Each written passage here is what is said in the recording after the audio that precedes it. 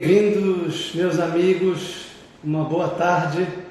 Vamos começar a nossa live especialíssima hoje com um convidado que é um literato, um escritor, um professor também de filosofia, que é o meu querido amigo Renato Moraes, autor deste livro Claridade.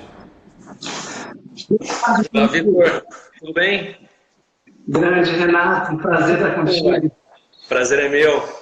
Tá me vendo bem, Vitor? Estou te Tranquilo. vendo muito bem. Tá bom. Saudades das conversas.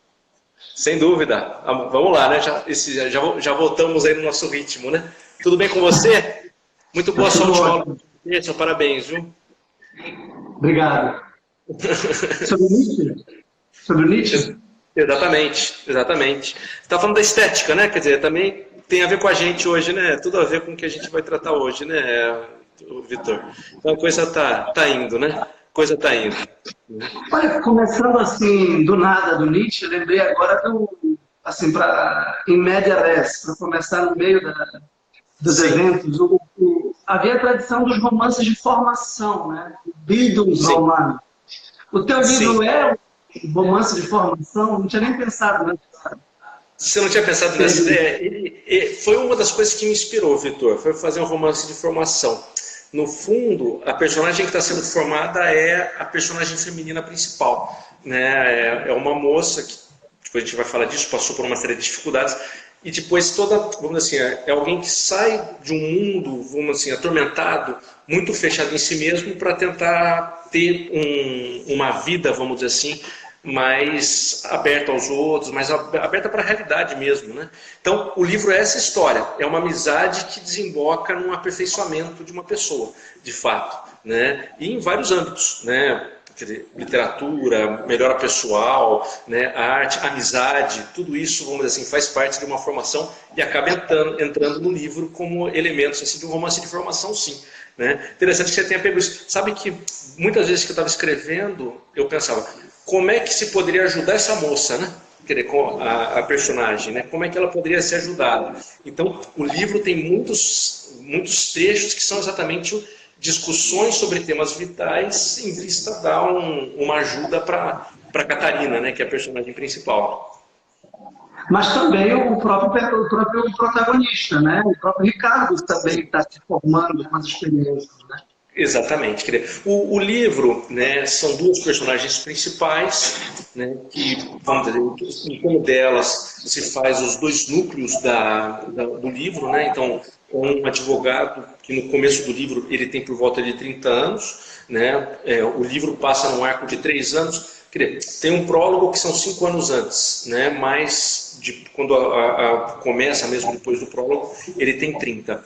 Então esse é o núcleo. Ele, a família dele, né, os irmãos, os pais, os amigos, que depois vai se encontrar com o núcleo da Catarina, que é uma jovem, uma adolescente de 15 anos, que a mãe dela, da Catarina, ficou viúva e vai se casar com o primo do Ricardo. Daí a união dos dois grupos, né? Então, a Catarina, vamos dizer, o Ricardo funciona como uma espécie de mentor dele, ao menos durante boa parte do livro. Vão brigar depois, vai ter uma série de problemas, né?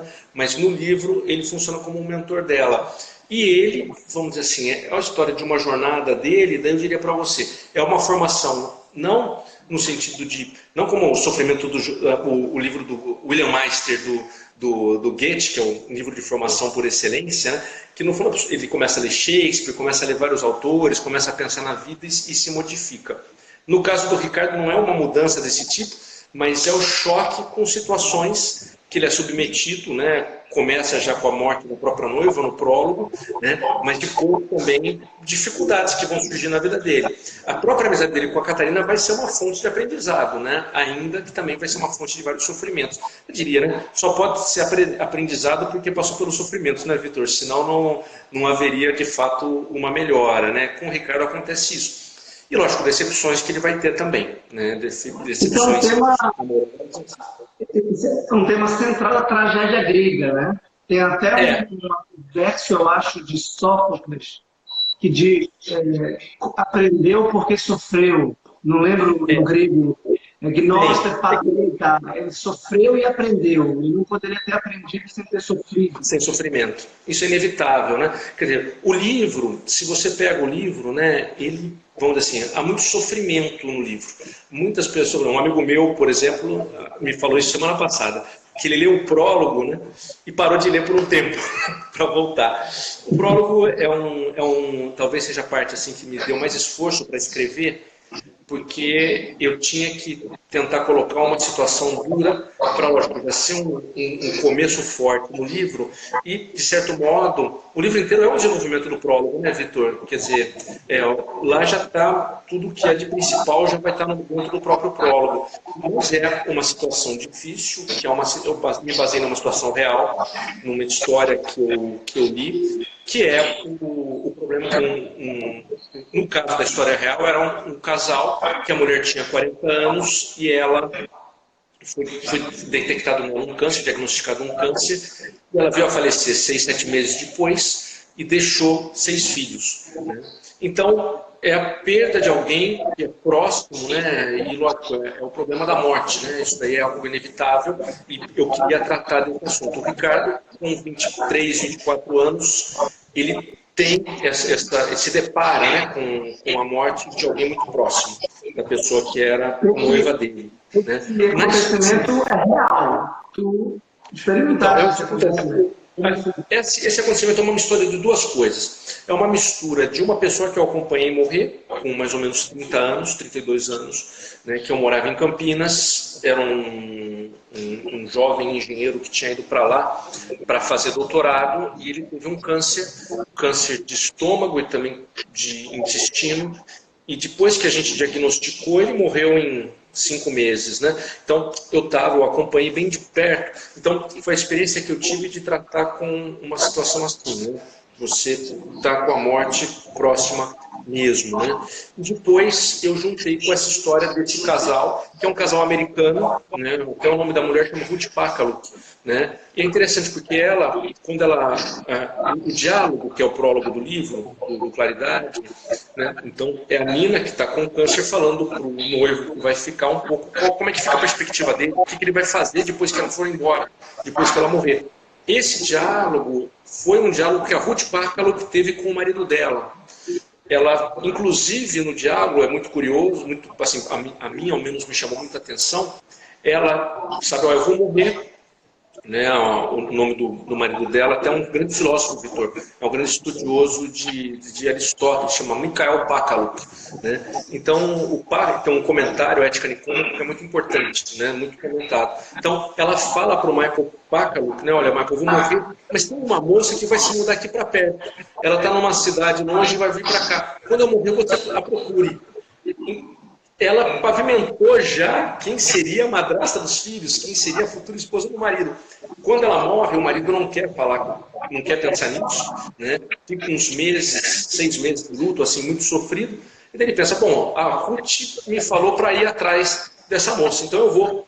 E de fato ele foi, né? E no primeiro dia que se encontram, já ficam conversando várias horas, 6 meses depois eles se casaram, né? Então essa história dela, alguém que na hora da morte se preocupa pelo marido, como vai ficar os filhos, né? Como é que vai continuar tudo isso, é uma coisa que pegou. Então eu falei, a Nina vai ser essa pessoa. E a Nina, que é a noiva que morre no prólogo do livro, ela diria para você, uma espécie de centro, ela é uma luz que ilumina tudo o que acontece no decorrer do livro, né? Em vários momentos, você deve ter percebido, né, Vitor? As pessoas se lembram de alguma coisa que ela fez, de algo que ela falou, e isso serve para ela de pauta. Eu vou desvelando um pouco no decorrer do livro que a Nina, lógico, sem ser algo extraordinário, mas a Nina é uma pessoa santa. É uma pessoa extraordinária, como alguém de virtude, de qualidade, de bondade mesmo, né? Então, essa foi a ideia que eu coloquei no livro, né? Então, o Ricardo sofre isso no começo, é o primeiro sofrimento dele. E é tal sofrimento que ele vai ficar durante 4, 5 anos um pouco marcando o passo. Ele não sabe muito bem o que fazer da vida dele. Profissionalmente, ele vai ter um bom desempenho, mas ele não tem, em termos de amorosos ou se envolver com alguém, isso tudo para ele ficar fechado devido a essa lembrança que ele tem da Nina. né? Então, esse é um fato real, são duas misturas de fatos reais que eu coloquei. E a ideia da morte, né, Vitor? Vários momentos volta, né? Uma cena importante do livro passa a ser no dia 2 de novembro, que é um dia de finados, em que o Ricardo vai estar no cemitério junto com a Catarina. Então, para mim, é importante, né? Quer dizer, também a Catarina vai despertar para uma vida mais séria, uma coisa mais importante, vamos dizer assim, que é o término da vida, a alimentação. Maravilha, eu percebi isso mesmo. A morte da Nina é uma fonte de vida, de energia, de esperança para o Ricardo e a partir dele para toda uma geração. Então é um bem que se pode extrair do aparente mal. Né? Exatamente. E a vontade de Deus. A Nina confessa logo no começo que Deus ela foi designada com a sua vida e com o seu destino. Né? Exatamente. E que, por outro lado, ela quer que ele siga, porque o destino dele é outro. Ele não está condenado à morte. Porque às vezes morre alguém que a gente ama muito, sobretudo uma noiva, uma esposa, um filho, um amigo, e parece que a nossa vida acabou. Por exemplo, vamos lembrar de um exemplo extraordinário, Santo Agostinho. Né? Tem duas mortes nas confissões, e que ele compara especificamente. Primeiro, a morte de um amigo inominado. E quando o amigo de Santo Agostinho morre, quase que ele morre. Ele só via sombra. Ele ficou tão enlutado, tão profundamente entristecido e inconsolável, porque a vida dele era aquele amigo. Como o falou do Etienne de la Boétie, porque era ele, porque era eu. Então, bastava que ele existisse e cogitar que não houvesse o amigo dele, que o amigo dele não pudesse mais presente, a vida teve todo sentido. A gente pode diagnosticar, entre aspas, como uma grande depressão que ele teve. E a imagem, antes do retrato, a imagem da treva, da escuridão, da obscuridade. E depois, quando a mãe dele morre, ele já convertido, e ele tendo celebrado, por assim dizer, os ritos fúnebres, e entregado a morte da mãe e a vida da mãe a Nosso Senhor, a Deus, é completamente diferente. Exatamente.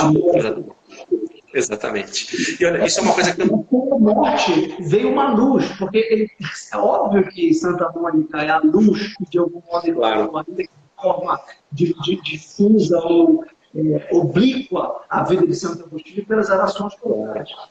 Não haveria Santo Agostinho sem Santa Mônica, né? Mas o que está falando é interessante. Também, o livro tem esse ponto também diferente. O livro não é um livro católico, não é um livro cristão diretamente, mas a visão que várias pessoas têm é uma visão cristã. Isso eu notei que para alguns leitores foi incômodo. Né? A pessoa que não tem uma cosmovisão, eu não imaginei que seria assim. Imaginei que as pessoas entenderiam facilmente, porque se a gente pegar vários dos principais livros da literatura, eles têm uma visão cristã profunda. Pega o Irmãos Karamazov, pega Don Quixote, Shakespeare, né? Sem dúvida nenhuma, Shakespeare, né? Tem certas discussões, mas tem um fundo cristão, uma visão cristã da vida. Então, no meu livro também tem. Só que o fato de ser um livro contemporâneo com isso, para algumas pessoas, é algo chocante. Né? A maioria da literatura hoje não é uma literatura assim, é uma literatura do cinismo, do vazio, do sem sentido, que eu entendo. Também acho que se faz grandes obras com esse tipo de cosmovisão e vamos dizer assim, não dá para você jogar fora esse tipo de literatura como ao contrário, tem grandes obras. Se o Ricardo fosse um personagem existencialista, à la Camus, Sartre, ele teria esposado um cinismo, uma desilusão, um materialismo, um secularismo, um certo desgosto ou uma angústia no sentido heideggeriano. Isto é, uma experiência do vazio total da vida e uma liberdade absurda de ter que dar um sentido para a vida que ela não tem em si mesma. Exatamente. Né? Exatamente. E aí a gente pode tratar tanto do título quanto da capa. Porque eu vi que tu trataste disso muitas vezes, que a capa do trigo, lá do Van Gogh, que é um trigo luminoso, né? Exatamente. Lembra diretamente aquela epígrafe dos irmãos Karamazov, que está no Evangelho de São João. Né? Se o grão de trigo não morre, ele não fecunda. Mas se ele morre, aí sim ele produz muitos frutos. Exatamente. Isso é bacana você tocar nisso, Vitor, porque acabou sendo uma coincidência que eu não imaginava que fosse acontecer. Bom, estou aqui com a capa do livro, né? Então, quando a editora me perguntou como seria a capa do livro, aí, perfeito, né? Quando a editora me perguntou como seria, que sugestão eu tinha para a capa do livro, eu falei, olha, algum quadro de Van Gogh com o sol. Sugeri isso, porque já que vai ser claridade, né? E ao invés de dar um quadro com o sol, eles deram esse, né? Que é um pedaço, né? Uma parte do quadro do Van Gogh, que é um ceifador, né? Ceifando aí o trigo, né? Exatamente, né? Tá aí ele ceifando o trigo, né? E não tem o sol. Mas não tem problema, porque, lógico, o próprio amarelo, né, dá o sentido da claridade, o amarelo do trigo, né? E ficou, isso eu não tinha pedido, mas quer dizer, veio na capa, de fato, essa ideia do grão de trigo que morre para dar fruto, isso em vários momentos aparece no livro. Logo no começo, a Nina é esse grão que vai morrer para dar fruto, e também o pai da Catarina vai ser isso. Se o pai da Catarina não morresse, ela não teria tido o tipo de amadurecimento que ela acaba tendo, que permite que o cara trabalhe e ela possa melhorar com isso. Então, assim, a ideia, a gente falou no começo de sofrimento, se nós não passamos pelo sofrimento, se nós não passamos pela dificuldade, se não se passa pela dor, pela morte, isso no sentido tanto de morte real, física, como de morte para certos projetos, para planos, para situações, se nós não passamos por isso, nós não podemos dar fruto. Então, essa ideia ficou forte no livro, realmente. O livro inteiro é isso. Os dois protagonistas, Ricardo diante da morte do noivo e Catarina diante da morte do pai. Duas reações possíveis diante da morte. Uma que foi a da resiliência, a da magnanimidade, a do amor, a do serviço, e depois, principalmente, quando ele é traído, quando ele é incompreendido, caluniado pelos profissionais do escritório. Depois, quando a Catarina o abandona, não quero antecipar, assim, não quero dar spoiler, mas depois que ele permanece bom. Né? Eu lembrei também de Sócrates da República. O maior mal que alguém pode nos causar é nos obrigar a praticar o mal. É melhor sofrer a injustiça do que praticá-la. Ele não comete, ele não é perfeito, sabe? Mas ele é nobre. Eu vejo uma nobreza nele. Exatamente. Conseguiste plasmar uma pessoa boa, comum, cotidiana, e que não compactua com a mediocridade moral e com a pusilanimidade moral. Ele tinha uma força. É impressionante o Ricardo, é um personagem cativante. É isso mesmo. É que essa ideia mesmo, Vitor. E exatamente, ele é uma fonte de luz. Ele é uma fonte transparente. A realidade é essa. Exatamente. E por isso, de algum modo, ele é claro e evidente. Que quem se põe à luz, quem se deixa iluminar e banhar pela luz do sol, que a gente pode, obviamente, associar a Deus, que no próprio prólogo de João, né? A luz resplandeceu nas trevas, mas nem todos veio para os que eram seus, mas nem para os seus não resplandeceram.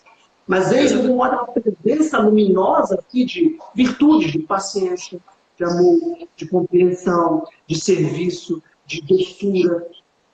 É isso. A ideia da claridade, isso é a verdade, né? A clareza, a luz nos mostra a verdade. E no livro, o Ricardo é o mais claro porque ele é o personagem principal em que eu desenvolvo o livro, né, Vitor? Agora, há vários outros focos de claridade também. Ele é o que eu falo mais, mas, por exemplo, a Nina é um foco de claridade evidente. A Nina é esse foco. Na família do Ricardo, vários são. Também esse foi um ponto que eu quis tratar no livro, sabe, Vitor? A importância da família. Quer dizer, o Ricardo, ele tem aquela força que ele mostra no decorrer do livro. Primeiro, pelo que ele sofreu com a Nina.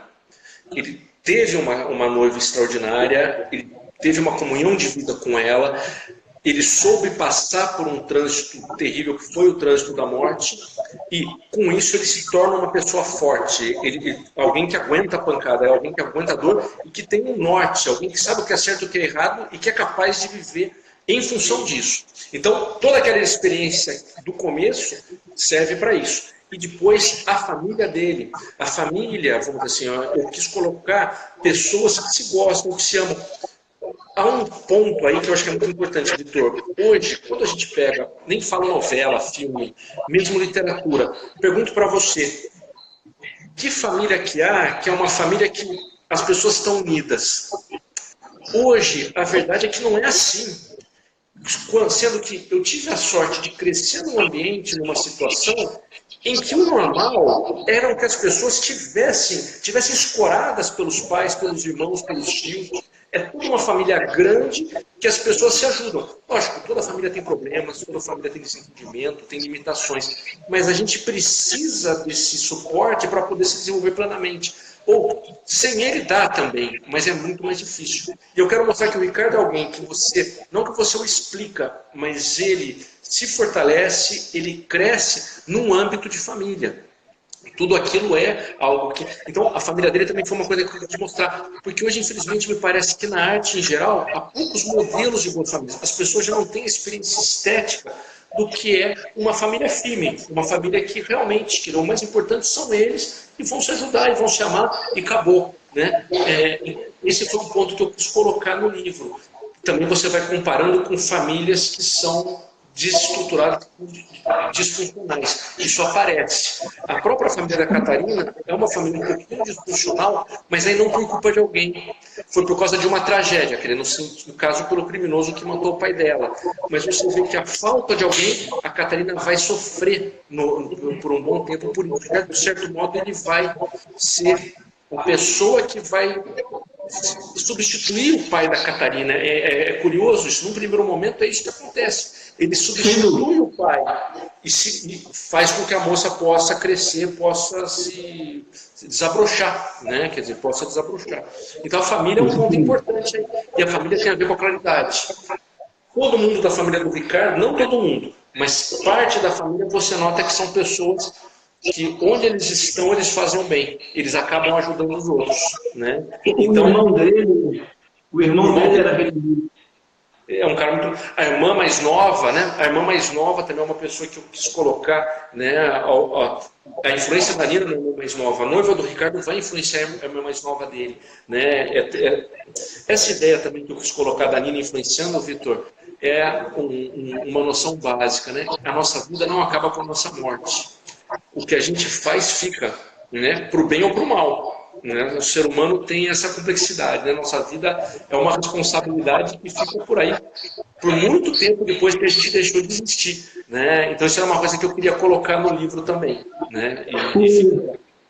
O livro tem o próprio título vem do Camões, né? Eu lembro quando eu recebi, eu falo aqui não é uma confissão, mas uma intimidade, sou amigo íntimo, pessoal do Renato, há 10 anos. Renato me ajuda. Renato é um Ricardo na minha vida. Eu sou uma Catarina por aí. O que é isso? Você está viajando? E ele me deu um livro para eu ler e eu cometi a delicadeza de não ter lido, talvez pela virtude da ordem que ele mesmo me ajuda a ler. O livro é grande. Mas uma coisa ali, o título era grande. Deixa amanhã, traz amanhã serena claridade. Exatamente. E ficaram as epígrafes de Camões, né? Então, no começo, Vitor, a minha primeira versão, o título era Traz amanhã serena claridade, que é um verso dos Lusíadas. E todo capítulo e todas as partes, o título de todos eles eram títulos de versos dos Lusíadas. Eu fiz isso por 2 motivos. Eu pensei, por um lado, eu quero homenagear Camões. Então eu vou colocar os títulos com os versos dos Lusíadas. Por que eu queria homenagear o Camões? Isso é uma coisa importante também, né? Explico como é o modo de escrever. Eu quis escrever dentro da tradição da língua portuguesa. Eu não sou um autor que está procurando começar do zero, vamos dizer assim. Estou inventando a linguagem, estou inventando tudo. Não. Eu acho que um autor, ele pega a tradição, ele a renova, ele tenta trazer coisas novas. Mas ele, principalmente, ele usa do que veio. Eu não invento, eu pego. Então, Camões é o modelo de português por excelência. Então, falei, vou fazer uma homenagem ao Camões porque eu estou escrevendo na tradição dele. A outra homenagem, que é no livro, é para o Machado de Assis. há uma discussão sobre o Machado de Assis no meio do livro. Isso não é à toa. Eu quis colocar a grandeza daquele que eu acho que é o nosso romancista maior. Quer dizer, eu estou um pouco de pretensão, mais do que pretensão, eu queria ser humilde diante desses mestres, Camões e Machado. E, de algum modo, eu continuo essa tradição. Essa postura, até interessante, que a gente logo vai fazer, daqui a 2 anos, né, vai ser os 100 anos da Semana de Arte Moderna. A Semana de Arte Moderna tem muita coisa boa, rica, né, aquela Semana de Arte em São Paulo, a Semana do Modernismo. Mas havia, em alguns autores, uma ideia que eu acho equivocada. A ideia de que a arte, ela começa do zero, ela tem que negar o que veio antes para então fazer algo original. Isso é bobagem. Você pode ser original, mas você usa o que veio de antes. O autor mais original, o poeta talvez mais original do século XX, não sei se é o mais original, mas sem dúvida um dos grandes, é o Eliot, que eu sei que você gosta tanto de C.S. Eliot, que é um poeta inglês. C.S. Eliot é um estudioso da literatura inglesa tremendo. Ele conhece tudo que vem antes. Ele pega aquilo e renova. Então, ele está na tradição e faz algo novo. No romance, eu tentei fazer algo parecido, Vitor. Né? O Eliot tem um texto, o talento individual e a tradição, salvo engano. Esse ensaio é um ensaio que me influenciou muito. Há muitos anos eu li esse ensaio. E eu concordo. Então, é tradição e talento individual. O talento só desabrocha a partir de uma tradição, não é algo que vem do nada. Então, eu tentei trabalhar dentro de uma tradição. E isso se mostra no livro também. Então, o título tinha isso. Agora, por que mudou o título, né, Vitor? Foi que o... Só um comentário rápido. Só 2 pontos aqui sobre essa tua fala. A gente se conheceu no elevador da PUC, na defesa de mestrado do nosso amigo Remo Manarino Filho. Sim. E acho que a primeira pergunta, a primeira troca de contato que a gente teve foi sobre o Eliot, que é um poeta que a gente ama muito. Olha só que coisa, Vitor, que coincidência.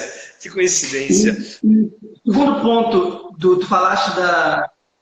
só para explicar para o pessoal, no capítulo 8, chamado Machado de Assis dá para muita coisa.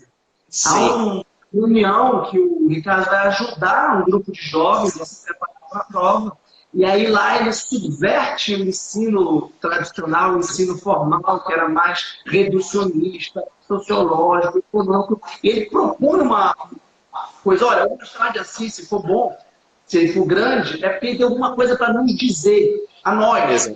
Alguma verdade ver luz da obra dele. Alguma sabedoria bíblica, eles falam do Eclesiastes, alguma sabedoria. Isso é literatura, ter falado para todo mundo, não estudar letras, estudar filosofia. A literatura é receber uma instrução sapiencial da qual nós participamos ao ler, intelectual e moralmente, expandindo o nosso horizonte de compreensão da realidade. Então, eu vejo essa parte, capítulo 8, como uma metalinguagem do que o próprio Claridade está querendo fazer. O livro tem valor apenas se ele puder dizer alguma coisa para o leitor e não se revelar a sociologia política ou a raça do autor, ou se o autor é X ou Y. Na verdade, a obra é atual. Do que o efeito hermenêutico estético que Claridade causa na vida moral das pessoas que o leem. É isso mesmo. O que acontece, Vitor? A arte, se ela é verdadeira, ela é atual. Você veja, hoje nós lemos a Ilíada de Homero. Caramba, nós estamos lendo um livro de 500, 600 anos antes de Cristo e que é o fundamento da nossa cultura. De uns gregos que foram atrás de uma mulher que foi roubada por um cara que sequestrou a mulher. É isso. Mas nós estamos até hoje lendo. Nós estamos lendo a Odisseia. O mundo inteiro, as grandes obras estão aí com lições tremendas que servem para hoje. Existe melhor análise do filme do que Otelo? Não tem. Otelo está perfeito. Eu tenho minha namorada, estou com ciúme dela. Você lê Otelo, você entende o que está acontecendo. O desejo de poder é Macbeth. Macbeth, você vai lá, você entende. E toda aquela situação de consciência. Quando eu leio o Crime e Castigo, me torna outro homem. Quer dizer, puxa, me dá todo um problema. Como é que sou eu frente à lei moral quando eu quero fingir que ela não existe? O que acontece? Ele é genial, Dostoiévski mostrar. São coisas atualíssimas, muito mais atual do que a novela das 8, ou do que o livro que está sendo lançado agora, que às vezes vai ser efêmero, pode até fazer sucesso. Pergunto para você, quem hoje lê As Brumas de Avalon, da Marion Zimmer Bradley? Quando eu era adolescente, foi o livro mais vendido, ninguém mais nem conhece. É uma releitura meio fraca, meio esotérica do Rei Arthur. Acabou, já era. É ruim, foi um divertimento para aquela época, mas não pegou numa verdade que possa ficar do ser humano. Então, no livro, quando eu falo do Machado, é isso. E aí, até acho que você vai gostar de saber, a minha inspiração para essa interpretação sobre a literatura é o Léo Strauss. Léo Strauss é um pensador político, né? Morava na Alemanha, foi para os Estados Unidos, mas ele falava isso sobre qualquer livro. Ele falava, um livro que você lê, você tem que falar o que ele me traz para hoje. Eu não quero saber das condições históricas que fizeram o autor dizer isso. Isso pode ajudar um pouco, mas o importante não é isso. É, na atualidade, para mim, o que esse livro diz. Na literatura, isso está para mim absolutamente claro. E o Machado, eu digo, Machado vai ser eternamente livre. Não vai haver possibilidade do Machado deixar de ser livre. Porque falei do ciúme no Otelo, mas vamos pensar no Dom Casmurro, que coisa extraordinária, que é ciúme com mistura de dissonâncias. Existe um exemplo de egoísmo melhor do que Memórias Póstumas de Brás Cubas? Não há. Quando eu falo, aproveitando que nós estamos falando do Machado aqui, Victor, isso está no meu livro também, nesse capítulo 8 que você disse, o Machado, a única crítica que eu faço para ele é que ele não acredita na bondade. Ele não acredita que alguém possa efetivamente ser bom. A única personagem boa, realmente boa de um livro dele, eu acho que é a Dona Fernanda do Quincas Borba, que é uma personagem secundária que é boazinha. Os outros, quem é bom sempre é um pouco ridículo, sempre é um pouco absurdo. A mãe do Bentinho, né? Sempre tem alguma coisa estranha. Né? Ninguém é cabalmente bom. O Machado não acredita nisso. Nos pontos a gente nota claramente. Então, nesse ponto, eu acho que é uma limitação do Machado. Agora, o que ele mostra em termos do que é o egoísmo, o que é a mesquinhez, o que é, vamos dizer assim, a inveja, o que é o mal, ele é extraordinário. Então, com claridade, eu tentei mostrar pessoas boas, junto com pessoas que não são tão boas, evidentemente, com pessoas que são perversas, embora também, é uma coisa que eu acredito está no livro, eu acredito na redenção de qualquer pessoa, todo mundo pode se refazer. Eu não acredito que as pessoas que queiram fazer o mal pelo mal. Não, mesmo quem faz o mal, no fundo está procurando um bem. Um bem equivocado, um bem desordenado, mas está procurando um bem. Isso no livro eu procuro mostrar. Não há um vilão. Mas, sinceramente, na vida, não há propriamente vilões. A vida há pessoas que têm aspectos bons e aspectos maus, e que vão deixar prevalecer um deles.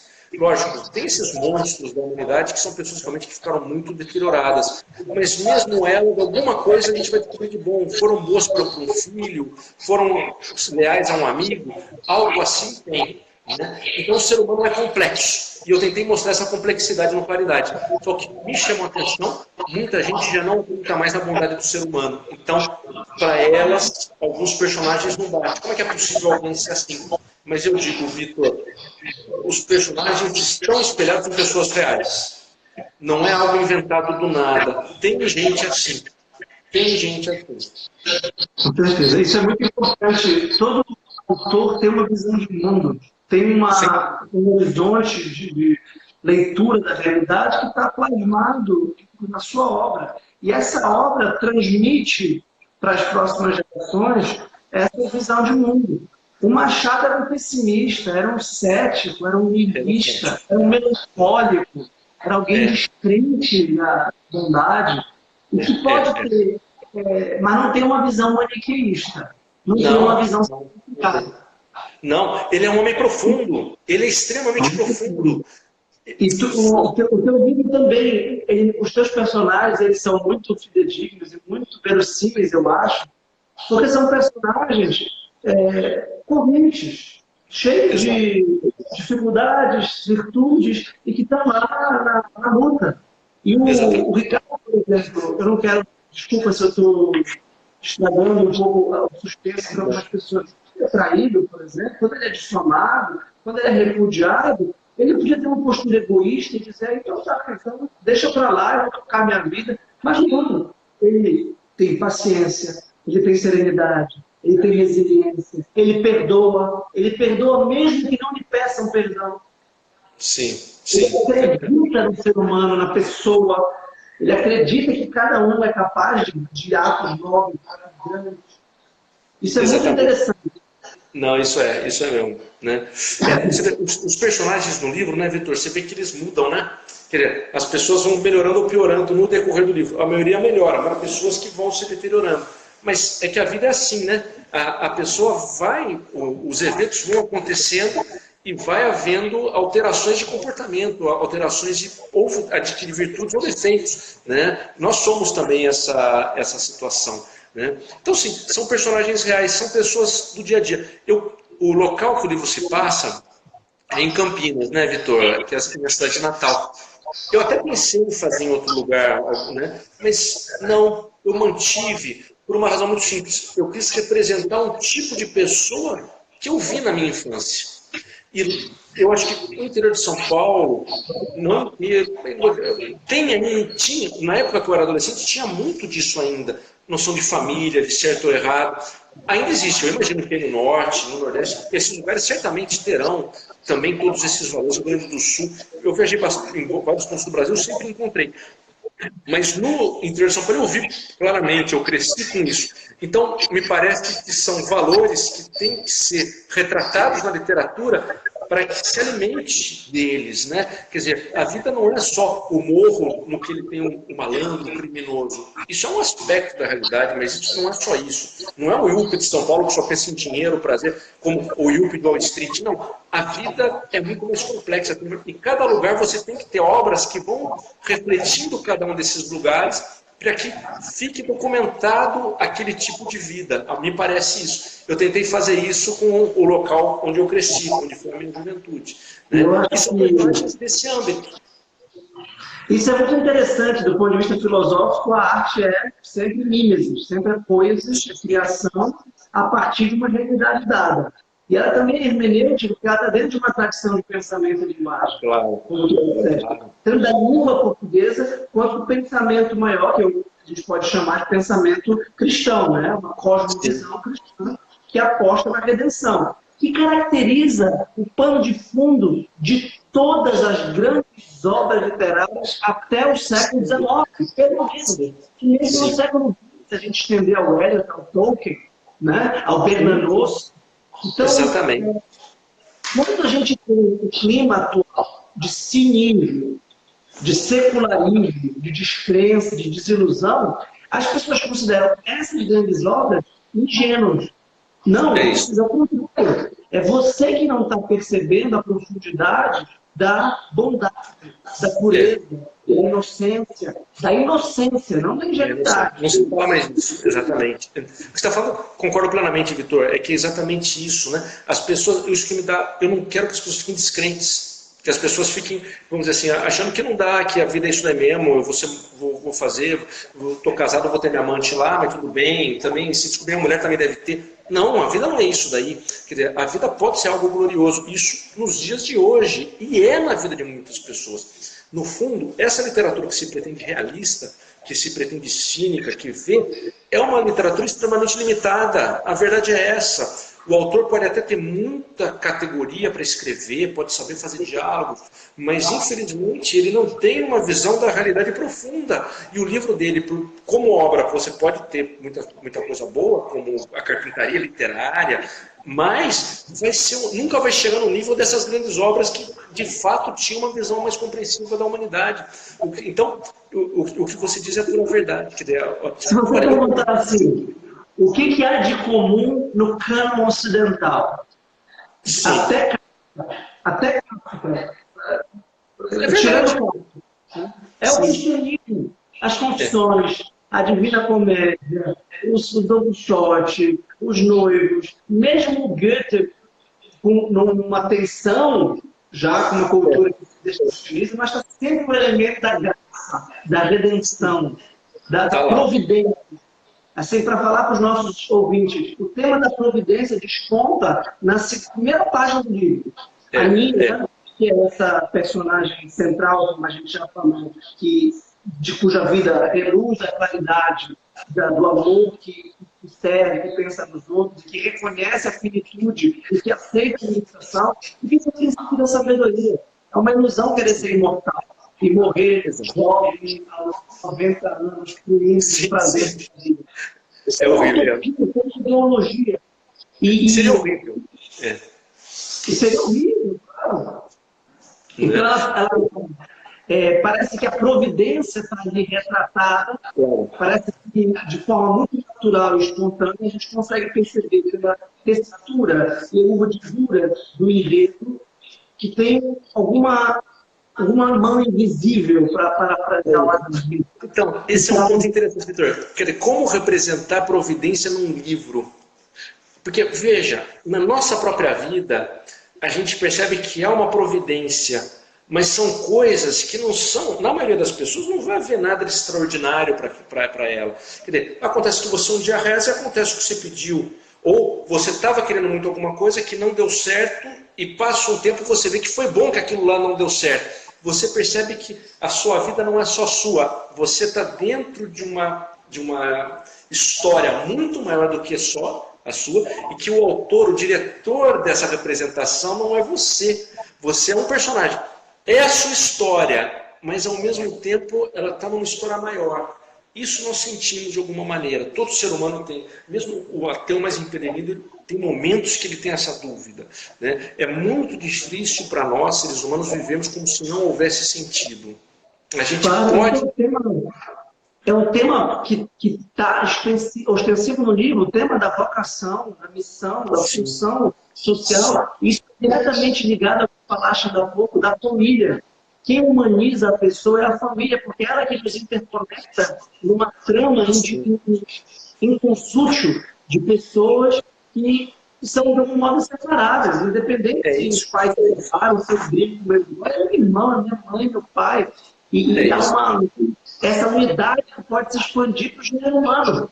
Porque, de algum modo, eu posso ter uma família, digamos, espiritual, com outras pessoas, eu posso ter uma amizade profunda com outras pessoas, e eu tenho da responsabilidade.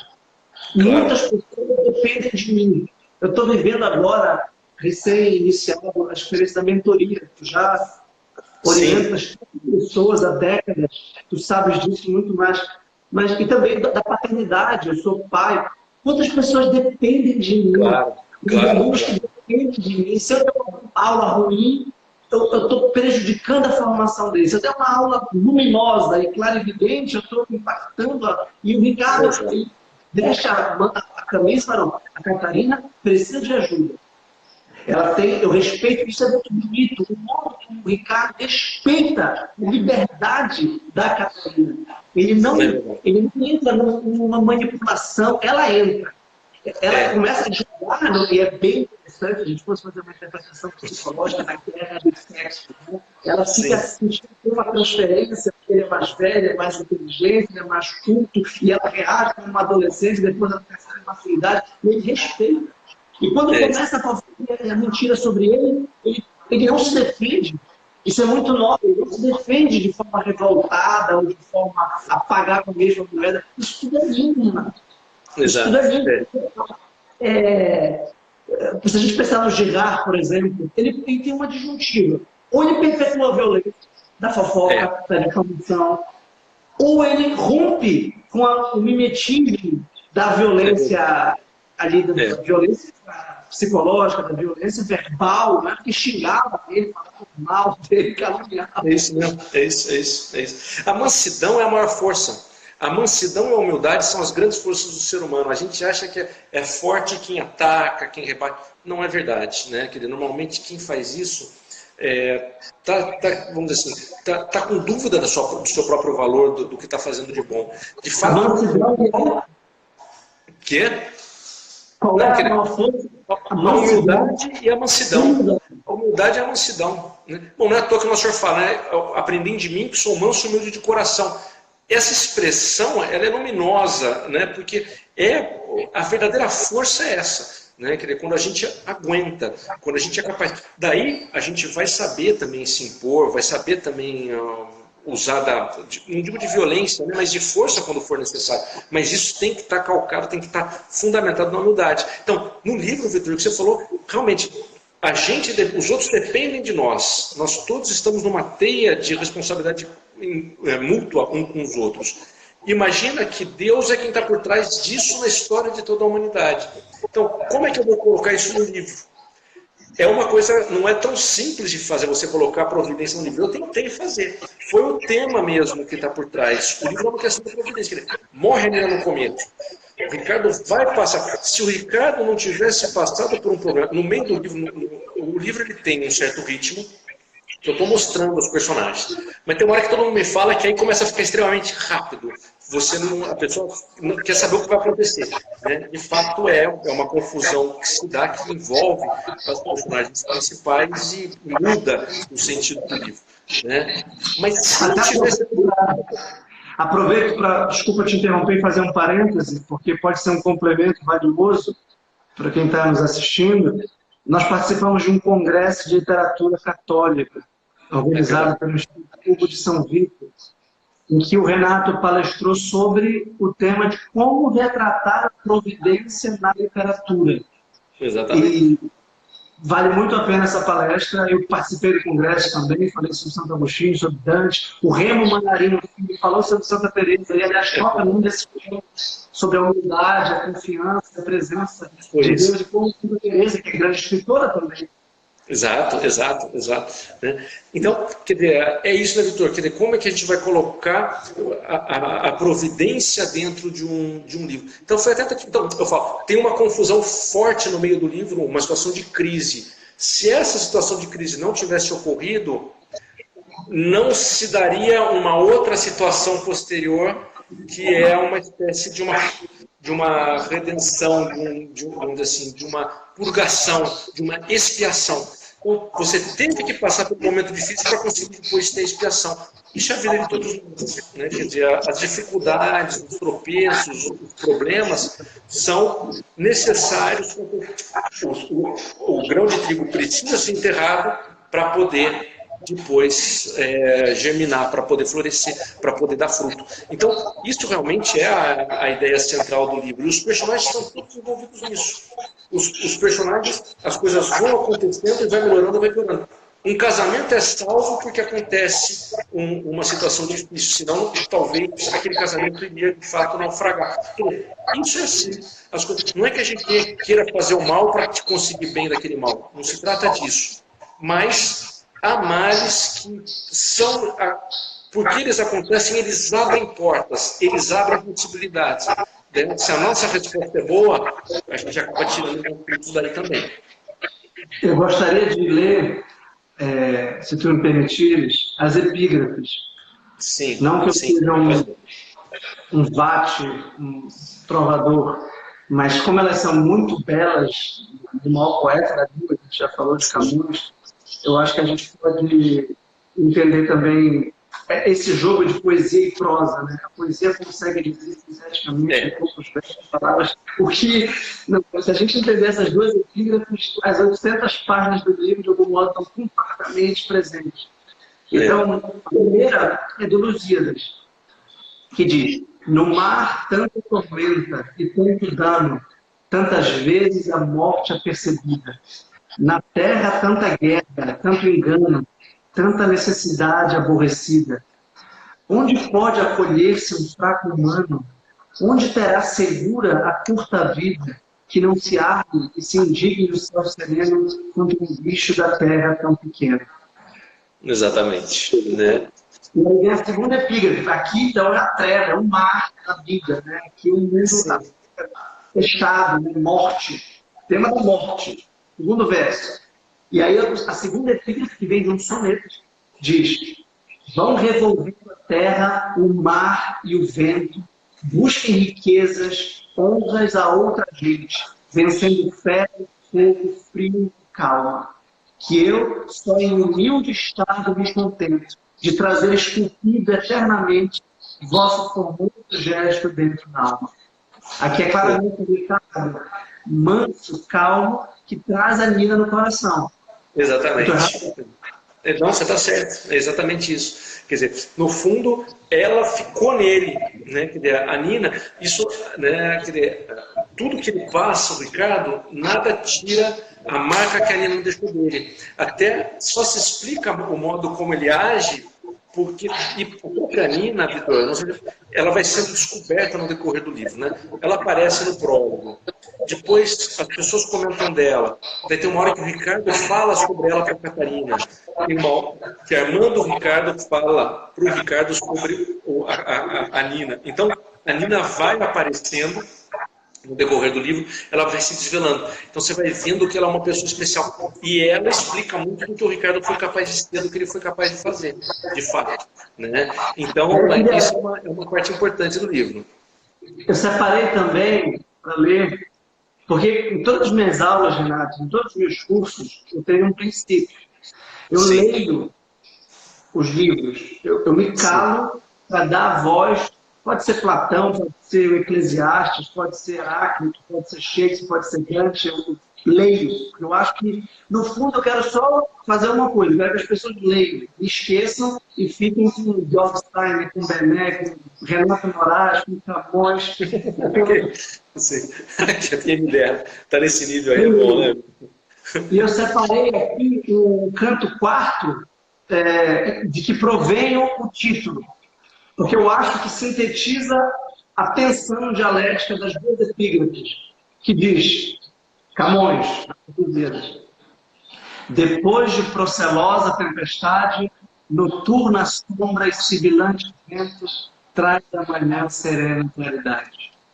Esperança de porto e salvamento, aparta o sol a negra escuridade, removendo o temor do pensamento. Assim o reino forte aconteceu depois que o rei Fernando faleceu. Então, rei Fernando falece, aqui tema da morte. Isso para mim, Renato, é hermenêutica do clássico. É poder pegar um livro do Brasil do século XXI, associar com o Brasil do século XIX de Machado, Camões do século XVI, o Eclesiastes do século VI a.C., e aí está tudo um tema que traz, né? A morte engendra uma qualidade que apaga de algum modo, ou que atenua a tempestade, a escura, negra, né? O sol, então toda a simbologia clássica vai fazer sentido. E o que é fantástico é que não precisa de intérpretes prosaicos como eu para entender isso. Lendo o livro, lendo a poesia, você percebe que a força dos símbolos, impressionante. Da luz, da morte, da redenção, do perdão, isso vai fazendo sentido, porque isso é humano. É humano. Não há obra que não trate disso. Qualquer cultura, qualquer época. É impressionante. Né? Se a gente pegar, eu estava lendo As Mil e Uma Noites, isso vai estar envolvido. Talvez não com aquela profundidade, mas está envolvido falando de inveja, perdão, e do sofrimento vir o bem. Isso é a vida, isso é a vida. Né? Eu acho que um livro, Vitor, que também merece a gente falar, né? É o Grande Sertão Veredas. O Grande Sertão Veredas é uma das maiores obras da nossa literatura. E não é isso, né? O Grande Sertão Veredas é a história de uma formação de uma alma, da alma do Rio Balbo. Como ele vai passando por dificuldades, por problemas, por lutas, até no final ser uma pessoa que alcançou a sabedoria, alcançou a sua própria integridade. Não coloco claridade, lógico, eu acho que o Guimarães Rosa conseguiu fazer algo cósmico. Meu livro, eu não cheguei a algo cósmico, meu livro está no nível psicológico. Tem o bem e o mal, a ideia da perdição, Deus, isso tudo está presente, mas eu não falo de um mal como um mal demoníaco, isso eu não chego a colocar no livro. É até uma ideia que eu tenho. O Rosa não, o tema do Guimarães, o tema do Grande Sertão é o diabo, né? É isso. Né? No fundo, eu quero saber se o diabo existe. Esse é o tema. Né? E vendi minha alma para ele ou não? Olha que pergunta, né? No fundo, é uma questão que tu nos fazemos. É impressionante. Então você vê, mas essa questão é o Fausto. É o Fausto. Tanto foguete como o Fausto Christopher Marlowe, da época do Shakespeare. Como a história de se dar ao demônio, de se entregar, isso daí sempre vai estar presente, né? A bruxaria era isso em grande parte. Então, são problemas que se repetem e vai se fazer literatura com isso também. Esse vai ser um material para a literatura do futuro. Sempre vai ser isso. Que é o mesmo tema dos Irmãos Karamazov, de quem tu falaste. Que tem a Eustaquia próxima, o Alyosha, e vários personagens secundários que são vícios, péssimos, e também vários personagens secundários, sem falar do Ivan, do Fiose, do Smierdakov, sem falar daqueles demônios que estão ali, que são os Karamazov, que são os seres humanos, que somos nós. Mas, ao mesmo tempo, existem Zófimas e Alyosha, e Ricardo. É isso mesmo, eu concordo. É isso, eu concordo, é isso mesmo. Né? Agora, você vê, né, Vitor, tem uma coisa que é interessante para falar. Os personagens, como é que eu fui fazendo, né? Nenhum deles é uma pessoa concreta, mas tem traços de pessoas. Isso tem. Vários dos personagens são assim, né? Eu me inspirei em amigos, em parentes, em pessoas que eu conheço, sem ser exatamente. É lógico, o ser humano, cada um de nós é individual, mas nós temos um certo modelo da pessoa que é colérica, da pessoa que é nervosa, da pessoa que é generosa. Tudo isso você vai construindo personagens. Eu acho bonito, né, quando Aristóteles fala que ele fala isso no livro da Poética, que quando você faz um personagem, você tem que, vamos dizer assim, fazer algo coerente, alguém que vai se comportar de uma maneira como uma pessoa com aquela característica se comportaria diante de um determinado evento. Então, isso eu procurei fazer, né? Então, são personagens reais, porque eu me baseei em pessoas reais. E eu acho que eu fui muito influenciado por aqui. Tem uma pessoa que está me perguntando aqui quem foram meus gurus literários, né? Eu falei do Camões, falei do Machado de Assis, poderia falar de outro, né? De dois mais, eu colocaria. Camões, Dostoiévski, que para mim é o maior dos escritores de literatura, de romance. Eu acho que Dostoiévski é o maior romancista que há. Se o Machado de Assis tem aquela limitação de não conseguir falar bem, eu acho extraordinário como Dostoiévski sabe falar tanto da santidade como da alma endemoniada. Ele pega todo o espectro, ele consegue falar de criaturas santas e criaturas perdidas, né? E com tudo que está no meio, né? Talvez o Dostoiévski, só nos Irmãos Karamazov, que ele consegue realmente mostrar a santidade. Eu acredito que no História de Zózima ele consegue mostrar a santidade. A gente poderia discutir. O Alyosha é um homem que está em caminho da santidade, eu acho, o Alyosha. É um homem que está em caminho, né? Tanto que ele tem aqueles momentos que ele se perde, mas o Alyosha, sem dúvida. O Dostoiévski queria ter feito uma continuação para os Irmãos Karamazov e não foi possível ele fazer. Então imagina como seria rico ver a continuação da trajetória do Alyosha, mas no Alyosha há aspectos de santidade, isso não tem dúvida. Há vários aspectos. Renato, infelizmente vai acabar nosso tempo, mas já com um gostinho que quero mais, para a gente falar do Manzoni e do Bruno Tolentino. Bruno Tolentino é uma pessoa que perguntou Tolentino. Eu diria, Bruno Tolentino foi meu grande mestre de literatura. Quem me ensinou sobre literatura foi Bruno Tolentino. Eu tive a sorte de conviver com ele muito próximo. Eu tive centenas de vezes com o Bruno, sozinho, e ele conversando com ele me falando dos autores, me falando por que isso é bom, por que isso é ruim. Então a minha cabeça é uma cabeça formada pelo Bruno. Podemos falar sobre isso. Até para tratar de... Eu tive um grande mestre, o Benedito Nunes. Eu sei exatamente. Ô Bruno, Vitor, posso falar do Bruno sim. Podemos continuar a falar um pouco do Bruno, né? Então, eu acho que a gente poderia combinar para fazer uma live.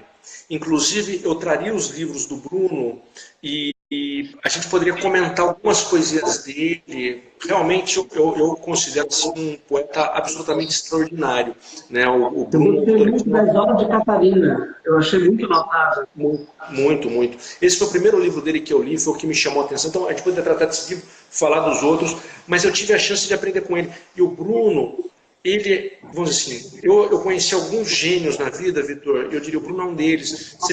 Ele lia alguma coisa, ele via uma situação, ele fazia uma leitura, ele fazia uma interpretação profunda e imediata. Então, essa rapidez e profundidade de cabeça era impressionante, sabe? Eu falo, isso aqui não é só uma questão de uma pessoa que estudou muito, alguém que chegou num grande nível de cultura. Não, era alguém que realmente tinha um dom, uma faculdade de entendimento superior.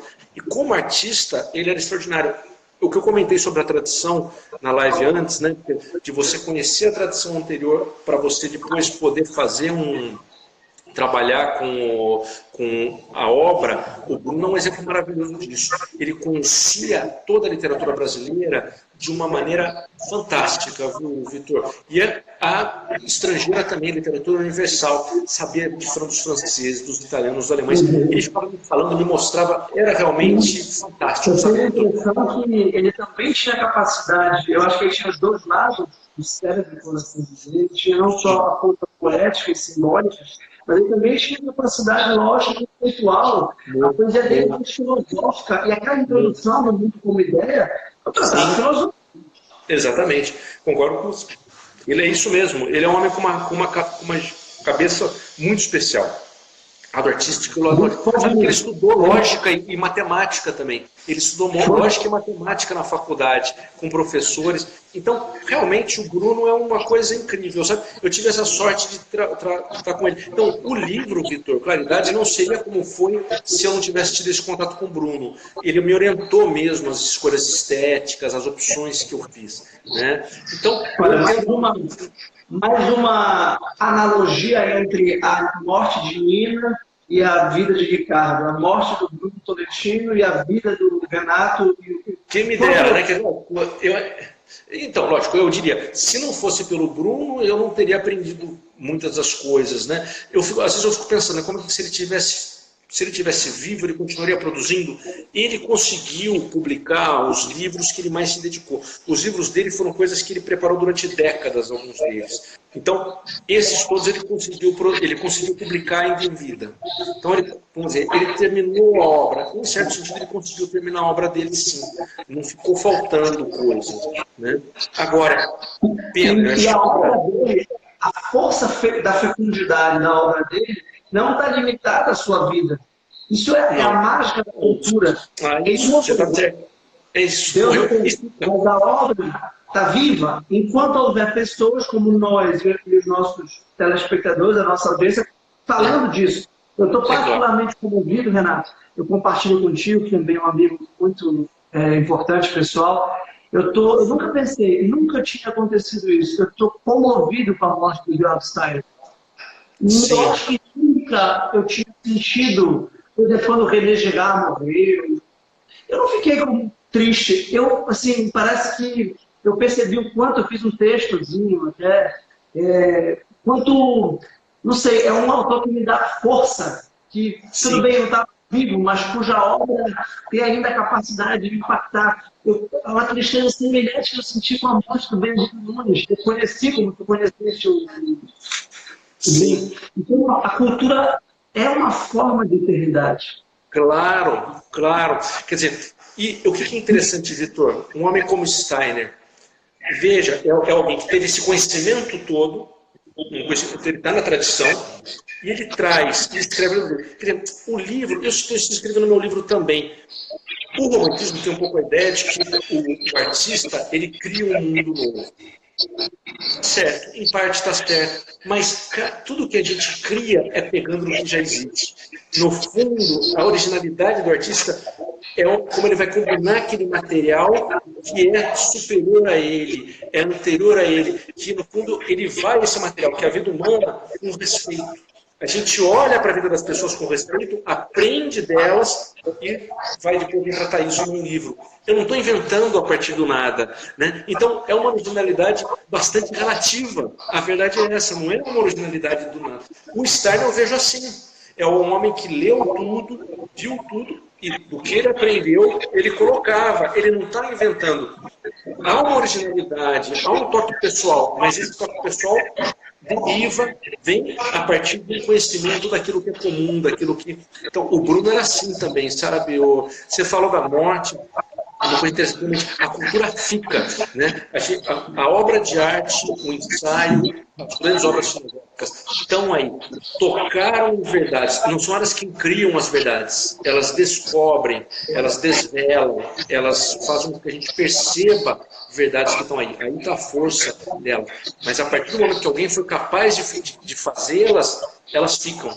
Então, eu lembro, você me falou, talvez até para a gente fechar, né, Vitor, mas eu acho que é interessante, eu falei isso para poucas pessoas. A última vez que eu tive com o Bruno, ele já estava no leito de morte no hospital Emílio Ribas, né? Então, as outras vezes que eu o visitei, ele já não estava consciente. Mas dessa vez, ele começou amargo. Eu acho que ele sentiu, estava eu e várias pessoas, mas a perspectiva da morte o deixou com medo, está acabando, né? Minha vida está acabando, e aí? O que vai ficar? Ele estava um pouco meio assim, eu fui falando, fomos conversando, falei, professor, a sua obra está aí. O que o senhor fez vai ficar para sempre. E nós garantimos que nós vamos dar um jeito disso acontecer, nós vamos lutar por ela, ela vai ser reconhecida, e o que o senhor fez está para o Brasil, está para o mundo. E eu notei que isso para ele foi uma coisa... Ele era um homem que morreu, graças a Deus, muito perto de Deus, no sentido sobrenatural da vida, recebeu o sacramento antes de morrer. Eu falo, sendo uma pessoa que teve uma vida extremamente complicada em termos de comportamento, de moral. Ele sofreu muito e fez sofrer, a verdade é essa. Né? Mas nessa hora, eu lembro que isso o ajudou. E é verdade, a obra do Bruno vai ficar. Vitor, a gente talvez não esteja nesse nível de um Bruno, de um Bené. Nós queremos chegar nesse nível, né? Mas o trabalho de uma pessoa de cultura é isso, né? Quer dizer, tratar daqueles temas eternos e fazer com que eles se mantenham vivos, se mantenham, que as pessoas possam ver, possam lembrar, mesmo que a gente vá na contramão da cultura dominante.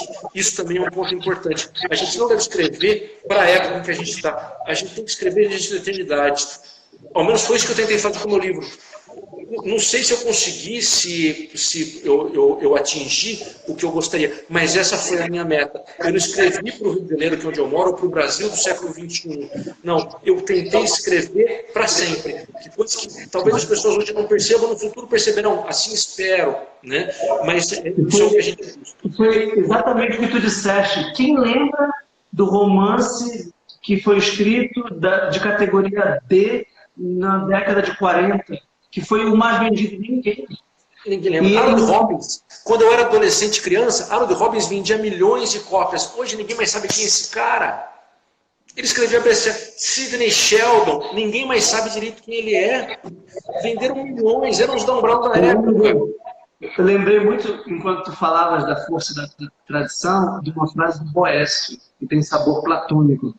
Todos os momentos históricos são equidistantes da eternidade. Perfeito. Ou seja, Perfeito. Isso, Renato, eu acho que a gente fecha com chave de ouro uma lição de vida do artista que tu és. Assim, não é a preocupação com a fama, não é a preocupação com o reconhecimento econômico, não é, mas com o compromisso com a verdade que tu vês, com a realidade que serve, com a realidade humana, com a realidade psicológica, com a tua tradição, porque todo artista ele é um herdeiro que tem pelo menos a função de preservar o nível cultural que ele recebeu e não de romper, de evolucionar, ex nihilo do nada, um romantismo idealista totalmente descabido. E eu acho que tu deste o primeiro passo, Renato. Assim, como leitor, como ensaísta de crítico, como aprendiz de crítico que eu sou, eu acho que deste o primeiro passo para uma obra que pode crescer, que pode aprofundar nesses temas recorrentes da realidade, como a gente falou.